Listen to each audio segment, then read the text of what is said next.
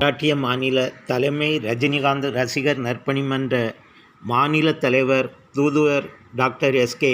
தளபதி ஆதி மூலம் உலக legend super star ரஜினியின் திரைப்படமான லால் சலாம் வடமாநிலத்தில் திரையிடப்படாமல் போன நிலையில் அதற்கு அரசியல் காரணம் உள்ளதாக கூறி தனது ஆதங்கத்தை வெளிப்படுத்தியதுடன் உலக லெஜண்ட் சூப்பர் ஸ்டார் ரஜினி ஒரு சித்தர் என்றும் அவரது இயல்பு நிலை தொடர்பாக தனது கருத்தை மனம் திறந்து பதிவு செய்துள்ளார். தமிழகத்தில் அரசியல் மற்றும் சினிமாவை தனித்தனியாக பிரிக்க இயலாது என்றும் இரண்டிலும் உலக லெஜண்ட் சூப்பர் ஸ்டார் மக்கள் தலைவர் ரஜினிகாந்த் தனது ஆளுமையை நிலைநிறுத்தி வருவதை பல்வேறு உதாரணங்களை முன்வைத்து தெளிவுபடுத்தியுள்ளார்.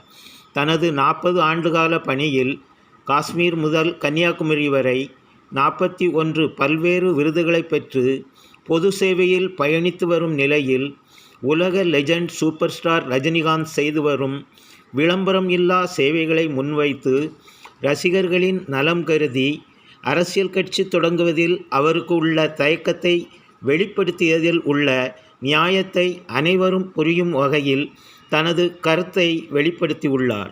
மேலும் தனது மனசாட்சிப்படி மற்றும் நியாயமான முறையில் சமதர்ம ஆன்மீக வழியை பின்பற்றி உண்மையாக வாழ்வது மட்டுமல்லாமல் 74 வயதிலும் உலக சூப்பர் ஸ்டாராகவே உச்சத்தில் இருப்பது இறைவன் கொடுத்த வரமாகும். தேர்தல் நேரத்திலும் காவேரி தண்ணீர் பிரச்சினையிலும் திட்டமிட்டே ரஜினி மீது குற்றம் சாட்டுவது முறையல்ல என்று தனது கருத்தை தீர்க்கமாக பதிவு செய்துள்ளார். அவர் மும்பை மற்றும் பல பகுதிகளில் தொடர்ந்து ஏழை எளிய மக்களுக்கு நலத்திட்ட உதவிகள் சலிக்காமல் செய்து வருவதே அதற்கு சான்றாக உள்ளது.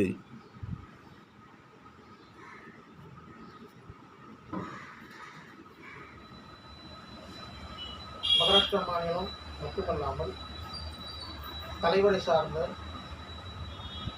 அகில இந்திய வெளிநாடுகளிலும் இயங்கிக் கொண்டிருக்கிறோம். அனைத்து தலைவருடைய ரசிகர்களாக இருக்கும் அனைவருக்கும் இது ஒரு தெரிந்த விஷயம்தான். இந்த பதிவு மூலம் நான் என்ன சொல்ல வருகிறேன் என்றால், அரசியல் நெருங்கிவிட்டது. தேதியும் அறிவித்து விட்டார்கள். இப்போ நாங்கள் சென்னைக்கு சென்றிருந்தோம். ஒரு புரட்சிகரமான ஒரு இயக்கி தானும் ஒரு புரட்சிகரமான இயக்குனர் என்ற பட்டியலில் இடம்பெற்ற அகில உலக சூப்பர் ஸ்டார் அவருடைய மூத்த பதவி சௌந்தர்யா ரஜினிகாந்த் அவர்கள் இயக்கிய லால் சலாம் திரைப்படம். இந்த படம் முழுக்க மத நல்லிணக்கத்தை வலியுறுத்தி இந்த படம் முழுக்க மக்களுக்கு ஒரு பிரச்சாரமாகவும் ஆழ்மனதில் பதியும் வகையில் இந்த படம் எடுக்கப்பட்டது.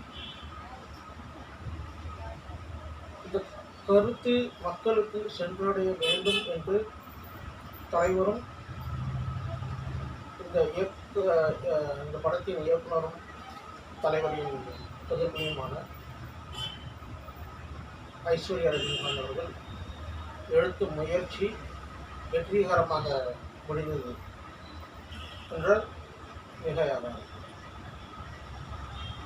ஆனாலும் இது வணிக ரீதியில் வெற்றி பெற்றதா என்று சொல்லும்போது